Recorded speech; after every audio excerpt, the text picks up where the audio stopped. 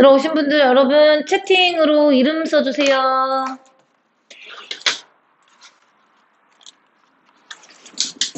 네, 민재는 바로 알겠다. 이름이 정직해. 아니야, 민재야. 너는 그냥 안녕하세요 해도 되겠어. 이름이 정직해서.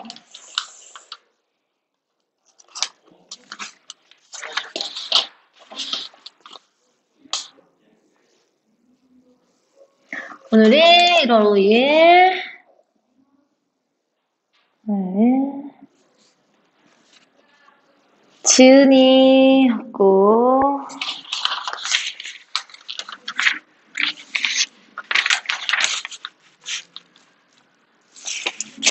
현승이 왔네. 문찬이.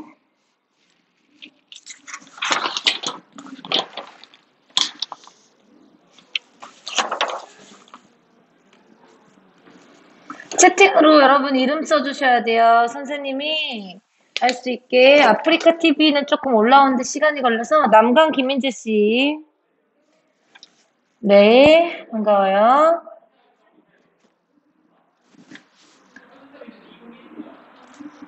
최현 씨 오셨고, 박준상 씨,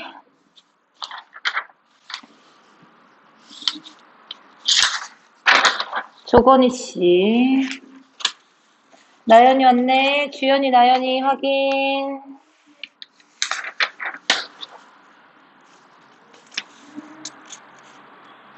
주원이도 확인.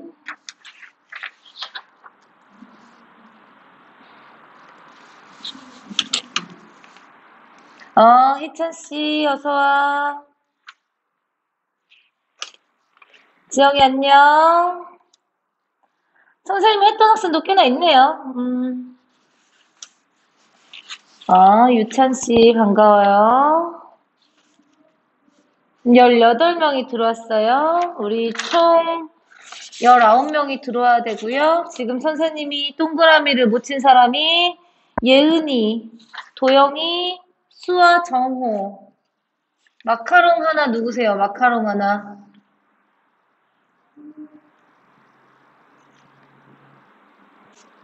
마카롱 하나가 누구세요?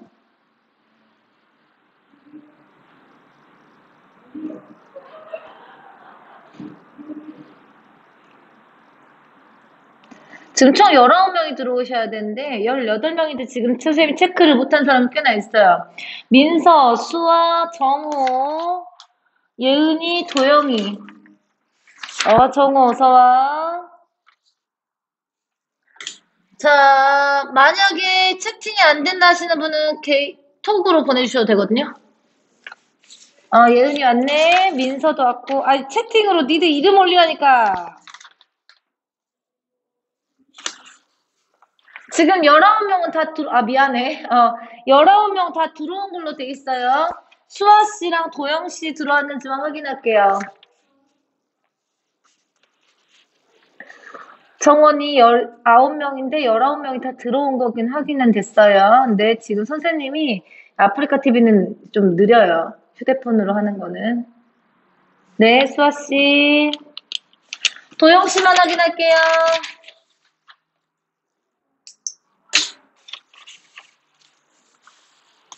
선생님이 지금 수업을 다 하고 나서 이따가 줌을 킬 거예요. 줌에서 여러분들이랑 인사도 제대로 할 거고, 선생님이랑 제대로 수업을 해본 적이 없으신 분도 있을 거예요. 선생님이랑 제대로 수업을 해본 적도 없으신 분도 있을 거고, 조금 선생님이 익숙하지 않으신 분도 있을 거고, 나 얼굴 처음 보는데 하시는 분도 있을 수도 있어요. 그래서 이건 줌으로 할 거예요. 줌으로. 도영씨 혹시 오셨으면 채팅을 쳐주시거나 안 되면 선생님한테 개인톡 보내주실래요? 아직 안 왔거든요. 도영 씨까지만 확인하고 바로 수업 들어가도록 하겠습니다.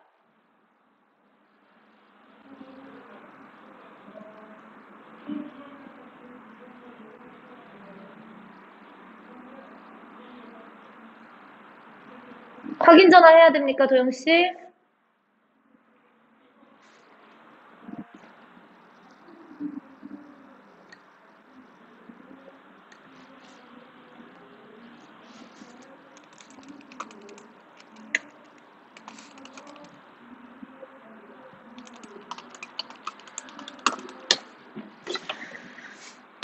여러분, 선생님이랑 같이 수업을 한 사람은 선생님이 왜 문학을 선택을 했는지를 전부 다 설명을 들었을 거예요. 고등학교 2학년 때는 문학이 제일 중요하고요. 고등학교 3학년 때 수능 특강이 들어가기 전까지는 문학을 최대한 많이 공부를 해놓는 게 유리합니다. 그리고 선생님이 비문학도 해드린다고 했죠? 비문학도 준비를 해드릴 거예요. 여러분들은 S반이고 L1반 높은 반이기 때문에 비문학도 선생님이 여러분에게 부족하지 않도록 진행을 해드리도록 할 거예요. 오늘은 국어 본 수업, 만약에 국어 관리 수업이 있다 라고 한다면 그때 선생님이 모의고사 해설 수업을 진행을 할 건데 이번 주는 힘들겠죠. 이번 주는 그냥 진도를 쭉 나갈 거예요. 관리 수업 시간에도. 이해되시죠? 관리 시간에도 진도를 쭉 나갈 거고 여러분 이번 주 금요일 날까지 선생님 모의고사 집을 만들어 드릴 거예요. 선생님 다음 주부터 오프라인이어가지고 사실 필요 없지 않나요? 다음 주 오프라인이랑 온라인 반반이거든요. 그래서 시간이 좀 줄어요. 관리 수업 시간이. 그래도 선생님은 S반이랑 L1반은 모의고사를 해야 된다고 생각합니다. 수능을 안 보고 학교를 갈 수는 없어요. 좋은 대학교인데 나는 수능을 안 보고 갈 생각이시면 여러분 거긴 거의 불가능하다고 생각하시면 돼요. 수능은 봐야 돼요. 어쨌든 최저를 맞추든 뭘 하든 수능은 봐야 되고요. 내신이 조금 안 좋으신 분들은 더 수능을 신경을 써서 하셔야겠죠.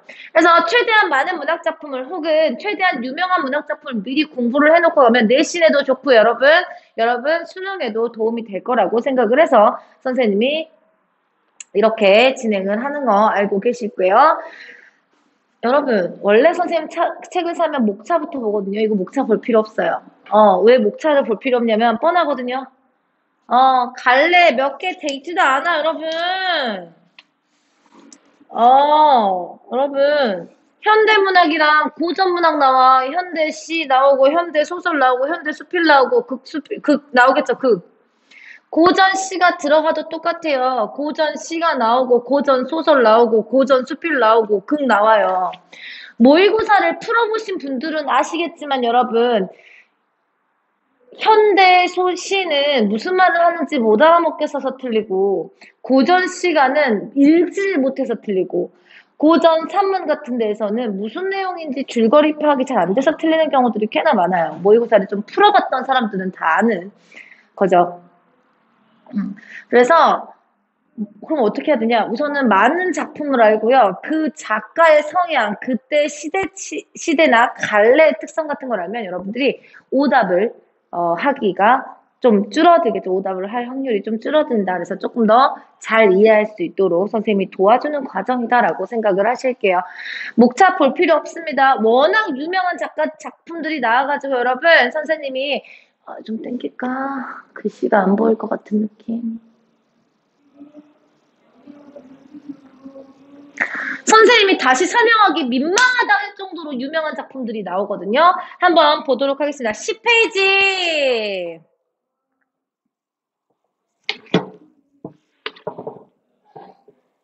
10페이지를 봅니다. 10페이지. 여러분, 너무 유명한 작품 나왔죠? 절정부터 설명을 합니다. 여러분, 선생님이랑 모의고사 해설 수업 들어봤던 사람들은 알 거예요. 선생님은 원래 몇 번부터 설명을 하냐? 11번에 있는 3번부터 설명하는 게 원래는 맞아요. 문제 해설 수업을 진행을 한다면. 근데 지금 말씀드렸죠. 여러분에게 하나라도 더 많은 문학작품을 설명하기 위한 시간이기 때문에 문학작품을 먼저 설명한 후에 여러분들을 문제를 풀리는 시간을 갖도록 할 거예요. 먼저 1강에 가.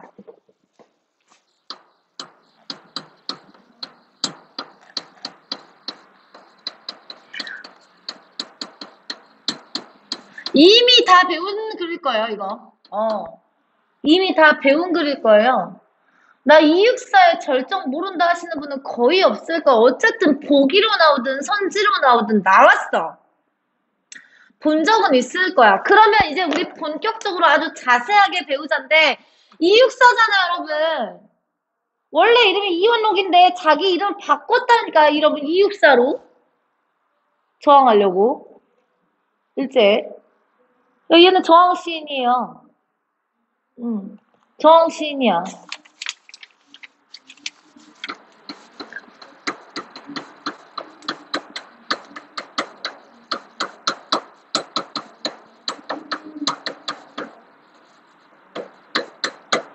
일제강점기 저항시인이에요, 여러분. 자, 선생님 항상 갈래 하는데 사실 이거는 갈래라고 할 거 없죠. 자유시 서점시잖아요.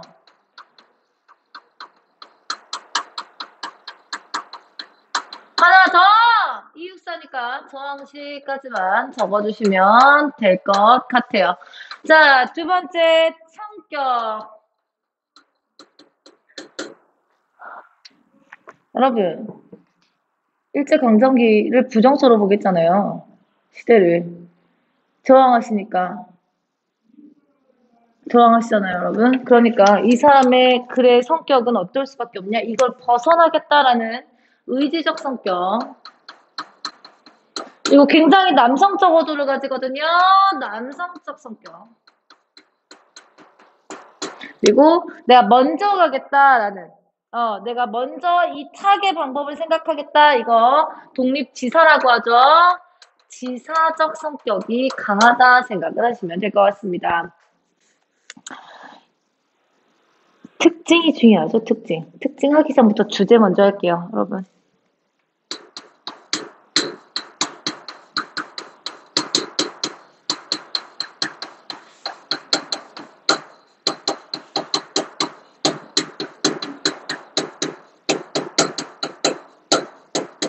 이거는 선생님 여기까지는 굳이 선생님이 설명할 필요도 없잖아. 부정적인 현실 인식과 초급 의지까지는.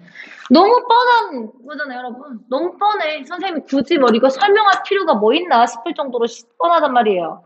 특징 몇 가지를 살펴보도록 합시다. 이게 중요하죠. 이육사시의 특징 중에 그중에 절정의 특징 몇 가지를 살펴보도록 하겠습니다. 한시의 구조를 가집니다. 선생님이랑 수업을 몇 번 하신 분들은 알 겁니다, 여러분. 오원 율시랑 오원 절구는 달라요. 달라.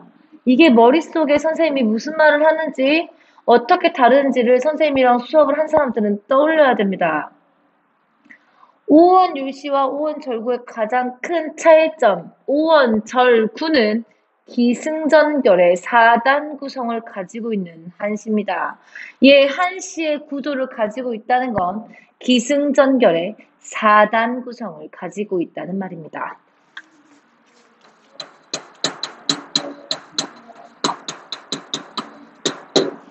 기승전결이라는 건 여러분 이야기에 혹은 이 시의 갈등 구조가 있다는 뜻, 긴장 구조라고 하죠. 갈등 구조라면 긴장 구조에 이렇게 맥락이 있다는 뜻이니까 우리 기승전결 내용이 어떻게 되어 있는지를 한번 파악을 해볼게요. 자, 두 번째 선경후정 방식을 사용합니다. 선생님이 굳이 선경후정 단어 설명 안 해도 되겠죠? 세 번째 이거 중에 상징적 시어가 매우 많이 사용되어 있다는 거. 네 번째, 남성적이고 저항적인 어조를 사용해서 의지를 강조하고 있습니다. 다섯 번째, 역설적 표현을 통해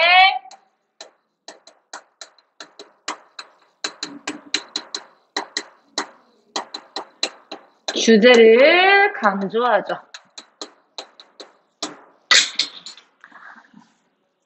다 했습니다.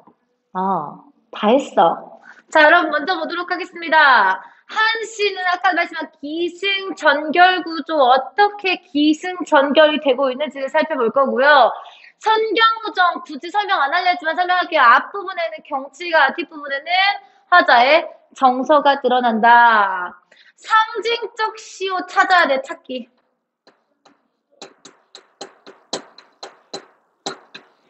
절정부터, 제목부터가 상징성을 가지고 있거든요.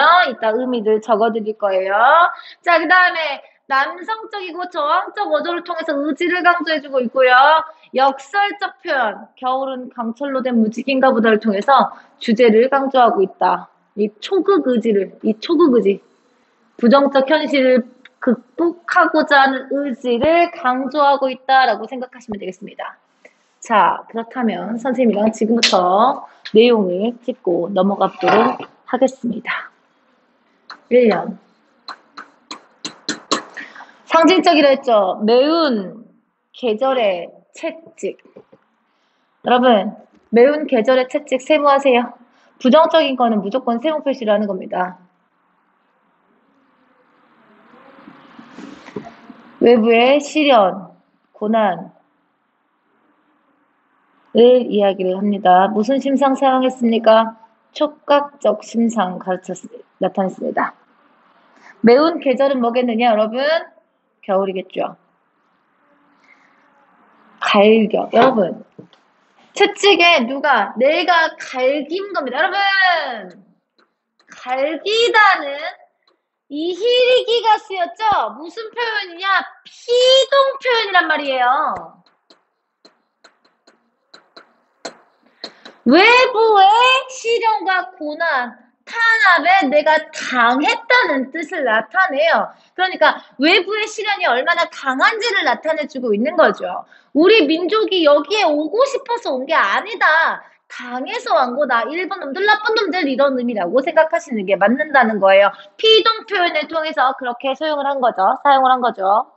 마침내 여러분.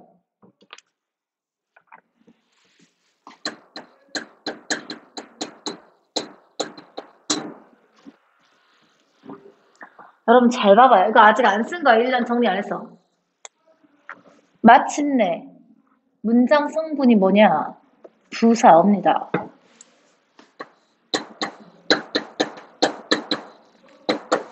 마침내 북방으로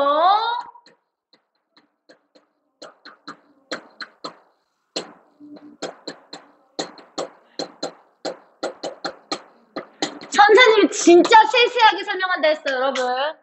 나 진짜 세세하게 설명할 거야. 여러분들은 이때까지 이렇게는 설명을 들어본 적이 없을 겁니다. 자,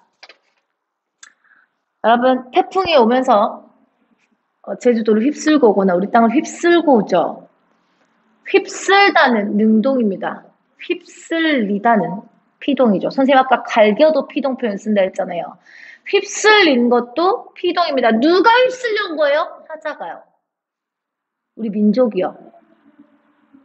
당한 거죠. 그러니까 이 북방은 휩쓸려온 곳, 오고 싶어 온 곳이 아닙니다. 우리 민족의 상황을 잘 생각을 해보세요, 여러분. 여러분들 잘 기억나시나요, 이거? 작품이 이거 무조건 알아야 돼. 고등학교 2학년 됐는데 아직까지 이거 모르면 안 돼. 작품이 있어. 작품만 봐. 내재적 관점. 다른 말로는 절대론적 관점이라고 하죠. 작가 있고요. 시대 있고요. 독자 있죠. 이거 알 거예요. 이거 전부 다 해서 외재적 관점이고 작가 표현론, 시대 반영론, 독자 효용론이란 말이에요. 기본적이잖아. 근데 이육사님은 선생님 밑에다가 여러분 선생님 순수시 쓸 때 이 사람이 어느 쪽 사람이라는 거 적든가요? 안 적어요. 얘는 시 갈래 자체가 저항시잖아요. 시대를 안 볼 수가 없어. 그러면 이 시대를 반영하고 이 이육사님이 어떤 사람인가 라고 생각을 했을 때 이 북방은 그냥 북쪽이라고 생각하면 안 되는 거죠. 일제강점기 때 우리가 여러분 만주나 북방으로 쫓겨나죠. 그 상황을 이야기를 한 겁니다. 그러니까 민족이 탄압을 받고 있는 상태인 거죠. 오고 싶어서 온 게 아닙니다. 북방 어디를 이야기를 하겠습니다. 여러분 우리나라죠. 아름답죠. 우리나라인데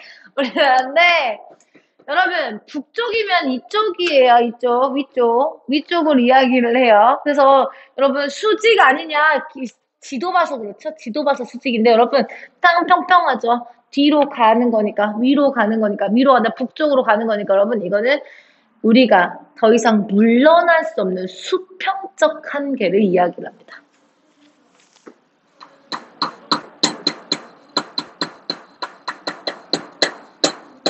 자, 선생님이 말씀드렸습니다. 피동 표현을 사용해서 우리가 당하고 있는 민족이 탄압당하고 있는 외부 시련을 당하고 있는 상황을 나타내주고 있는 것까지 머릿속에 집어넣으시면 될 것 같고요.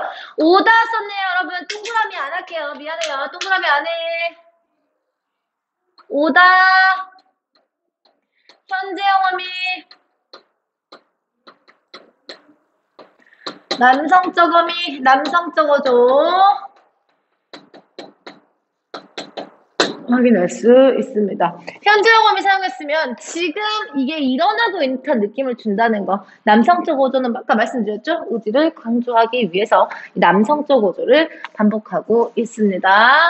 그러면 선생님이 아까 제일 처음 시작할 때 마침내라는 단어 중요하다 했어. 부사어라고. 휩쓸려 오다를 꾸며줍니다. 여러분, 휩쓸려 오다를 꾸며줘. 휩쓸려 오다를. 마침내 여기까지 온 거야, 여러분. 근데 말했지만 내가 오고 싶어서 온 게 아니죠. 쫓겨난 거예요. 휩쓸려서 여기까지 올 수밖에 없었던 거. 더 이상 물러날 수도 없는 한계점이라는 것을 표현하기 위해서 마침내라는 것을 이야기한 겁니다.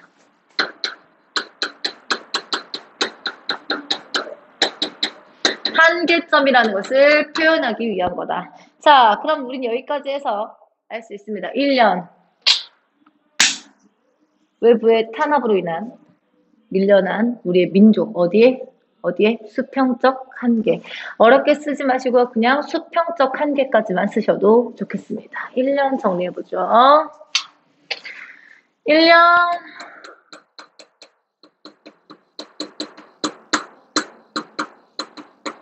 일 년이 기가 되겠습니다. 2년으로 넘어가죠. 하늘도 지쳐서 끝났대. 하늘이 지쳤으니까 무슨 법이냐? 의인법입니다. 고운. 하늘도 지쳐서 끝난 고운이야. 더 이상 갈 수 없어. 더 이상 갈 수 없어. 이 고운이 얼마나 안 좋은 점이고 얼마나 힘든 곳이냐. 서리빨이 칼라졌거든요.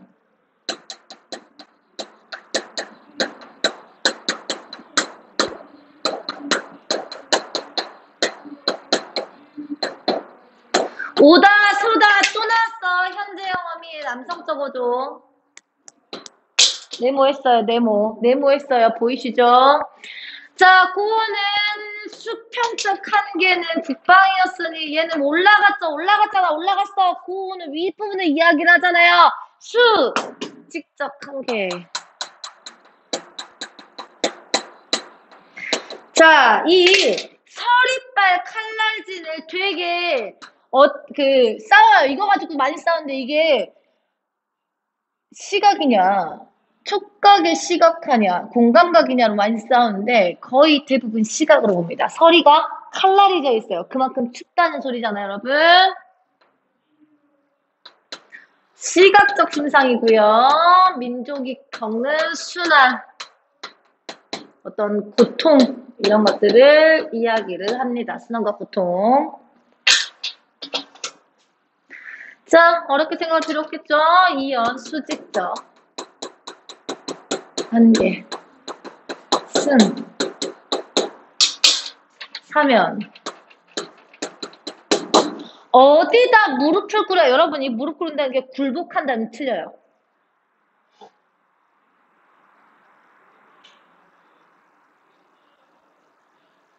굴복한다면 틀립니다. 그러니까 무릎을 꿇는다는 건 여러분 굴복한다라는 게 아니에요. 내가 여기에 내 몸을 누일 곳이 없다. 그만큼 힘겨운 상황이다라는 걸 표현을 해주는 거지. 무릎을 꿇는다는 건 굴복이다 하면 X, B. 한 발 제겨 디딜 곳조차 없습니다.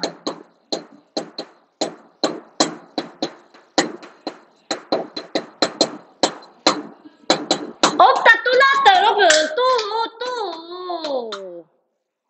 또 한 발 제겨 디딜 곳인데 그냥 뺐어요. 한 발 제겨 디딜 곳이 없는 상태는 여러분 정신적 한계를 얘기를 하는 거고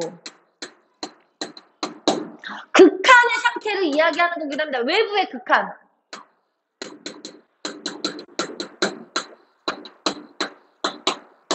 그러니 이 한 발 제겨 디딜 곳 없는 상태가 정신적 한계와 외부 상황의 극한을 이야기를 하고요.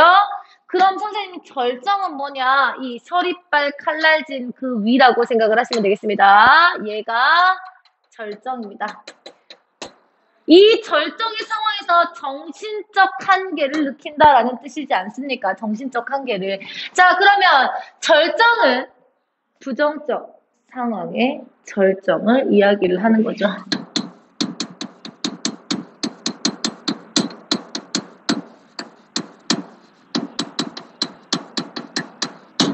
자, 우리 상징적 시어들 몇 개를 찾았죠? 여러분 잘 생각해 보세요. 얘 이렇게 끝나면 돼, 안 돼요? 안 돼요. 저항해야 됩니다. 얘는 이렇게 끝나면 안 돼.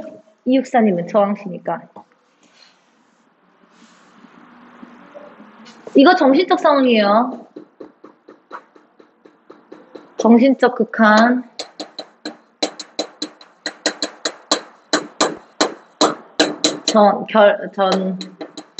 자, 사연 보겠습니다. 얘 이렇게 끝나면 안 된다 했어. 그래서 어떻게 끝나냐? 이런 애가 나와, 이런 애. 이런 애가 나와요, 여러분. 시상이 반전됩니다.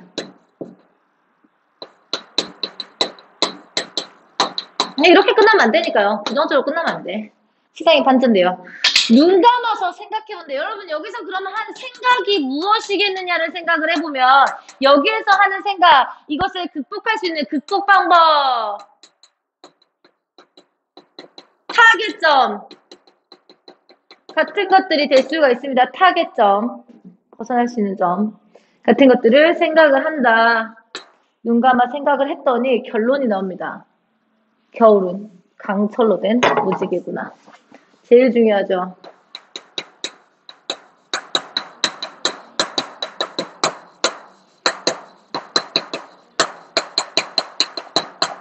우선은 겨울은 A는 강철로 된 무지개 B다 그랬으니까 무슨 법이 사용됐죠, 여러분? 은유법이 사용됐고요. 이해되시죠? 은유법이 먼저 사용됐고요.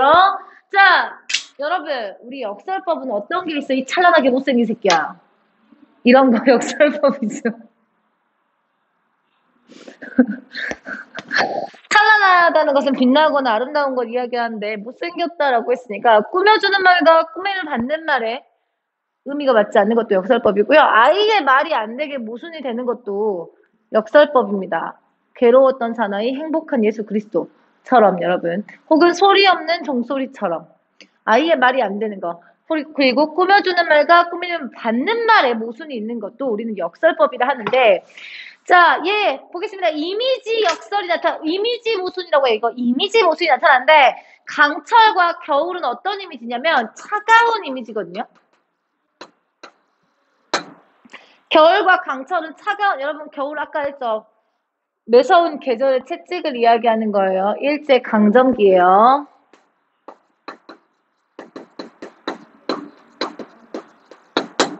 일제 강점기를 하고 강철로 된 무지개 차가운 거 여러분 따뜻한 이미지여서 역설법이에요. 역설. 근데 중요한 거 선생님 말했죠. 역설적 표현으로 주제를 강조한다고. 앞에서 하고 왔잖아요. 역설적 표현을 통해서 주제를 강조한다고. 자, 그러면 이 강철로 된 무지개인가 보다라는 것을 통해서 어떻게 주제를 강조할 수 있느냐예요. 두 가지로 해석이 됩니다. 첫 번째, 무지개는 희망을 나타내거든요.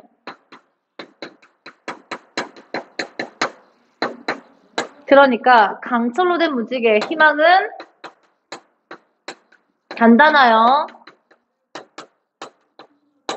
사라지지 않는다는 의미. 그러니까 희망이 남아있다.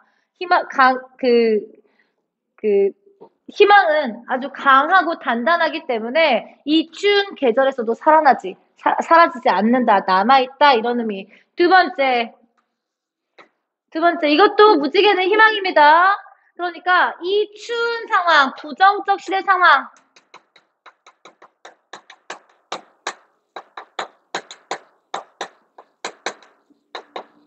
비슷해요. 부정적인 시대 상황, 겨울이잖아요, 여러분. 겨울 속에서도 어딘가에는 희망이 있다. 그러니까 이거 강철로 된 무지개를 희망이 원래 있었고 그게 사라지지 않는다는 의미가 될 수가 있고요. 어딘가에는 꼭 있을 것이다라는 의미가 될 수도 있어요. 그러니까 이거는 두 번째로 해석할 경우에는 없었던 거죠. 찾겠다라는 뜻이겠죠.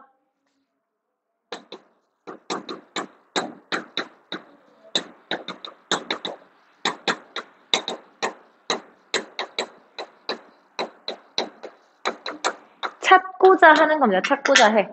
자, 그러니까 희망은 단단해서 사라지지 않는다라는 것은 내 마음속에 있는 희망을 계속해서 갖고 이겨내겠다라는 초국 의지일 수 있고, 부정적 상황 속에서 희망은 어딘가에 존재할 것이다. 강철로 된 무지개니까 어딘가에 희망은 존재할 것이다 라는 것은 나는 그 희망을 찾겠다라는 의지. 두 가지로 볼 수가 있다는 뜻. 그러니까 사연은 초급 의지, 결. 여러분 잘 봐봐. 여기는 수평, 수직적의 외부적 상황을 이야기했잖아. 여기는 전결 같은 경우에는 여러분 자신의 정신적 극한과 초극 의지, 자신의 내면에 대해서 이야기했지. 그래서 이거를 선경후정이라고 합니다.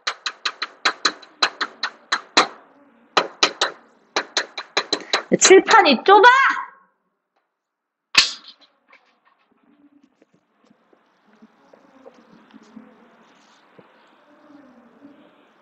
보이십니까? 보이세요?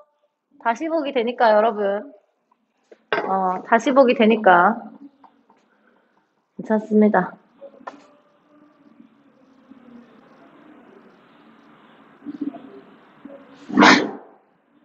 혹시 몰라서 스크린샷은 하나 찍어 놓도록 하겠습니다. 아니야, 안 돼.